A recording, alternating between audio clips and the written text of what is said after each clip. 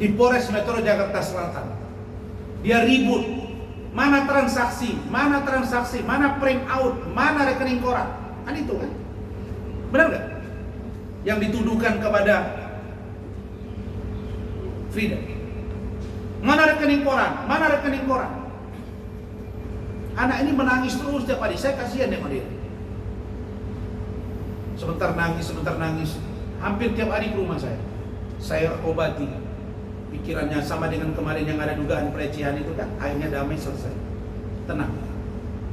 Sudah diminta untuk memberikan data. Ya, jam 11 dia transfer 3,5 juta karena dia menemukan bahwa yang katanya digelapkan itu hanyalah 8.050.000. Masih ada 16 hari gaji belum dibayar. Masih ada komisi 7,8 juta belum dibayar. Dan itu diakui oleh si DC. Lalu transaksi itu karena sudah dilaporkan, tentu dia serahkan ke saya. Begitu kan? Begitu diserahkan, tentu saya buka lembar per lembar. Contoh ini saya tutup ya. Contoh ini, sekilas saja, sekilas. Nih, sekilas ya. Ini sekilas. Nih, ini contoh transaksi. Transaksi ini wajib dong saya baca, benar tidak? Apalagi Rahmat lagi persiapan honeymoon. Jadi saya buka. Saya menemukan memang Allah SWT, Tuhan yang Maha Kuasa, Tuhan bekerja. Saya menemukan transaksi tidak wajar dari saudara Frida atas perintah DC mentransfer sejumlah uang ke rekening penyidik yang menangani laporan saya, status tersangka berinisial JPN. Dahsyat kan? Dan saya tadi sudah berangkat ke Dipropam Mabes Polri. Tunggu. KTP-nya Bang, mungkin ditutupin Bang. Tunggu. Tenang. Nih. Oke. Tahan dulu Bang, depan. Ini harus di PTDH ini. Harus diberhentikan. Bukan saja di penjara, diberhentikan. Nah, dan yang menyuap harus juga dipenjara. Tengah tahan Bang. Nih. Propam ya, saya sudah buat pengaduan resmi. Nanti saya akan dipanggil, akan di BAP dengan saksinya ada.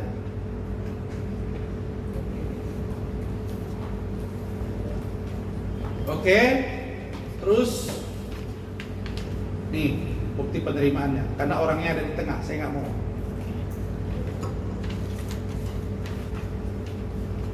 Itulah Tuhan itu adil.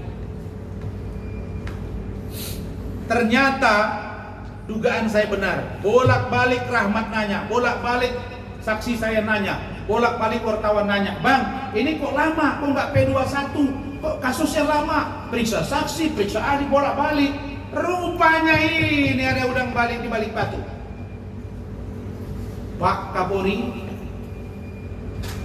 Pak Irwasum, Kadif Propam, Bapak Kabar Eskrim, Karo Paminal, Kapolda Sumatera Utara, Bid Propam untuk memeriksa ini orang dan di PTDH. Tidak pantas ini. Dalam rangka apa dia menerima aliran uang? Kasus yang dia tangani dan yang bersangkutan sudah bertemu dengan saksi saya 2 kali. Bahwa mereka ada pertemuan. Bukan pertemuan di rumah, malah di mall. Sudah ada perintah bawa, tidak dibawa. Ini baru yang nampak di sini, yang sebelumnya nggak usah kita cerita. Ada yang lain, tapi itu nanti. Clear ya? Saya minta ini diusut dan jangan coba-coba ada yang meneror-neror dia. Nah, kalau ada neror kasih tahu saya. Dan dia tidak melaporkan ke saya, bukan. Saya yang menemukan transaksi itu, Mas. Baru saya konfirmasi. Wajar tidak saya konfirmasi? Karena yang akan dipertanggungjawabkan itu ini. Dennis kan minta ini, DC. Tolong tunjukkan semua. Ya udah dia print, saya periksa satu-satu. Ini ada penjualan kostum, ada penjualan piyama. Saya lihat. Loh, ini kok ada ke sini ya? Kok ada ya? Ada lagi di sini nih, ke profesor 25 juta. Tapi itu nanti kami ungkap pada waktunya. Oh, begini rupanya cara kerja kau, bro. Sudah, saya itu asin mulut saya gitu.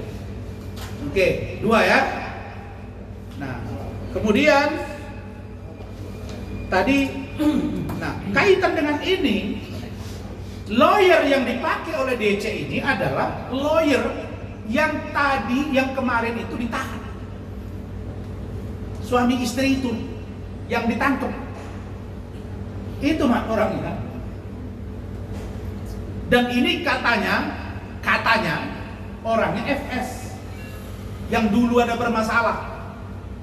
Jadi ini memang ada jaringan. Dan katanya ini juga berkawan akrab, diduga dengan si Hitam Kumal, si pengacara yang nyuruh orang, ayo pergi aja ke saya dengan saya ke Bali biar selesai urusan. Ini orang gila tuh. Orang bermasalah kok malah suruh pergi, nanti hilang sendiri. Diduga ini juga terkait dengan dia. Jadi ini mata rantai yang saya amati. Tolong PPATK begitu Mat ya, Bapak Presiden, Bapak Jaksa Agung usut Pak jaringan ini, jadi nggak boleh berhenti. Kita udah lihat ini kemarin ini ada di sini ada pengacara yang ini. Jadi kita ini begini, kita ini public figure, pengacara top di Indonesia. Pendapatan kita cuma 1/5 dari mereka pun nggak ada. Kapan kita bisa beli mobil Rolls Royce ceritanya? Kalau para pemain-pemain bawah ini yang main begini yang dipelihara. Kalau itu terjadi, ya, nggak mungkin saya gaji juga Rahmat 2 miliar 1 bulan. Tapi kalau dia mau beli private jet 300 miliar, ya nggak bisa juga. Berat belinya itu. Jadi ini ruang-ruang ini supaya kita dalami. Kemudian tentang tanggapan kami terhadap statement saudara Dennis Caryesta yang dalam hari-hari terakhir ini bolak-balik membahas tentang Frida, dan ternyata dia panggilin itu satu-satu. Memang caranya begitu ya, dipanggil bekas sopir, dipanggil bekas yang bawa kostum piyama, baru diwawancara, baru di-up. Ini orang saya duga playing victim, biar orang kasihan. Tapi ya, dia lupa yang dia alami sekarang ya karena perbuatan dia. Dia bilang jangan percaya sama orang. Kita udah baik sama dia, kita dikhianati. Sekarang kau boleh ngomong gitu Dennis ya. Saya nggak kenal sama kau hajar, kau maki-maki saya. Sekarang kau rasakan. Tapi kau yang dulu sampai membuat acara di Senayan City, kumpul mantan-mantan saya di situ, mantan ajudan, mantan sopir, katanya sumbangan, ingat kamu kan? Hah? Saya diejek, tidak kasih uang. Ini 16 hari tidak dibayar gajinya. Komisinya 7,8 juta. Kerugianmu kita hitung hanya 4.550.000 bos. Kalau dihitung dengan 7,8 juta plus 16 hari, kau masih nombok lebih kurang 6 juta. Hah? Enggak dong, 6 jutaan plus 16 hari. Jadi kau masih malu. Nah, tadi Dennis bilang, oh dia ngasih data kasih botak. Saya kan minta. Dulu kau minta sebelum kau bawa laporan polisi, si Frida ini sudah mau ngantar data. Tiba-tiba kau laporin juga. Begitu kau laporin, dia telepon saya malam-malam nangis, kasih data ke saya. Dan anehnya teman-teman semua, 2 hari yang lalu Dennis mengembalikan uang yang sudah ditransfernya sebelum dia buat laporan polisi. Dikiranya kita goblok. Artinya pukul 11 siang ditransfer. 3.500.000. Jam 1 dia masuk ke Polres, jam 3 dia keluar preskon. Dilaporkan 374. Bukan tanggung, 374 itu kalian tahu apa itu? Pasal penyalahgunaan dalam jabatan. Wah, macam managing, macam direktur utama perusahaan besar ini.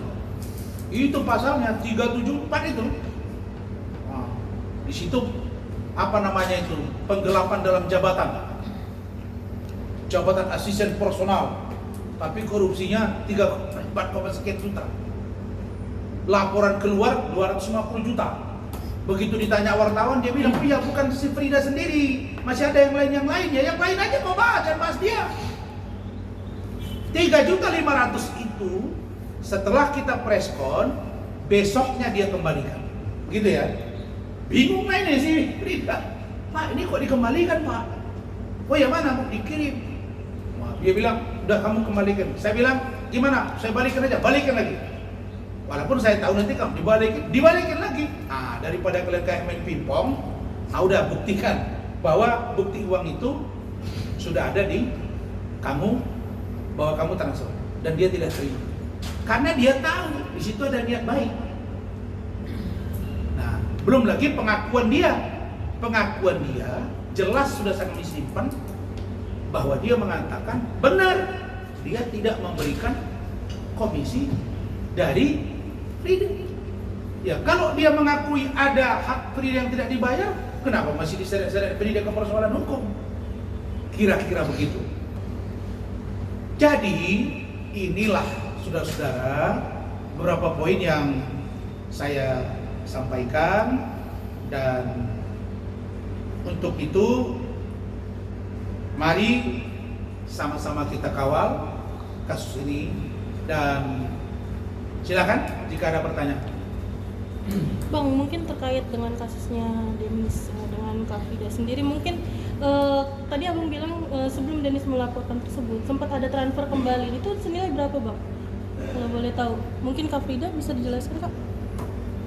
Kan kamu yang mengalami langsung. Jam 11 siang. Agak gedean Kak suaranya Kak? Waktu tanggal 8 itu saya transfer ke dia itu jam 11 siang itu 3.500.000 sebelum LP-nya terbit sih. Itu aja. Terus habis itu dibalikinnya baru setelah kita preskon pertama. Senilai berapa Kak kalau boleh tahu? 3.500.000. 3.500.000. Aku transfernya jam 11 siang. Tapi dari pengakuan Denis sendiri bahwa kabarnya katanya kakak menggelapkan beberapa baju hasil jualan dia itu Kiame sekitar 100 dan juga 200 juta, itu seperti apa tuh Bang? Enggak, aku nggak pernah jualan baju masuk ke rekening aku, nggak pernah. Kalau baju urusannya bukan aku. Oh, nggak pernah ya? Nggak pernah. Kalau baju aku nggak pernah.